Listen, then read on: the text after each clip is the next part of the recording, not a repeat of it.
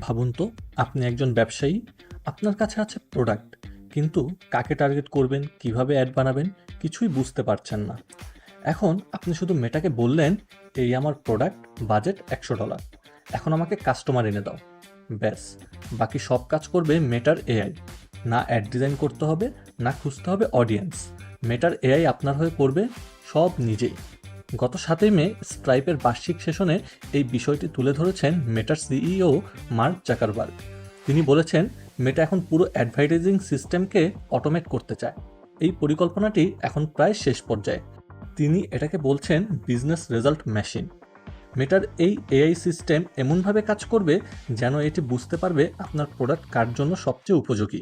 যেখানে আগে একজন মার্কেটারকে audience research, creative design, A B testing সব কিছু করতে হতো, এখন সেগুলো করবে মেটার এআই নিজে থেকেই।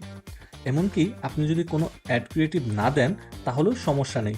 মেটা আপনার প্রোডাক্টের ডেটা বিশ্লেষণ করে নিজেই ইমেজ, ভিডিও, এমনকি টেক্সট পর্যন্ত তৈরি করবে। তাও শুধু একটি দুটি নয়, এক একটা ক্যাম্পেইনের জন্য তৈরি করবে 4000 ভার্সন পর্যন্ত। এরপর সেগুলোর মধ্যে যেটি সবচেয়ে ভালো রেজাল্ট আনবে সেটাকে বেছে নিয়ে অ্যাড ক্যাম্পেইন চালিয়ে যাবে। এই নতুন সিস্টেমের কারণে আপনাকে সামনে আরও বেশি অ্যাড দেখতে হতে পারে ফেসবুক, ইনস্টাগ্রাম আর থ্রেডসে। আর যেহেতু সব অ্যাড এআই বানাচ্ছে, তাই সেগুলো হয়তো হবে আরও বেশি রেলেভেন্ট এবং এঙ্গেজিং। তবে এখানে শুরু হয়েছে বিতর্ক। এত বেশি অ্যাড কি ব্যবহারকারীদের জন্য বিরক্তিকর হয়ে উঠবে না?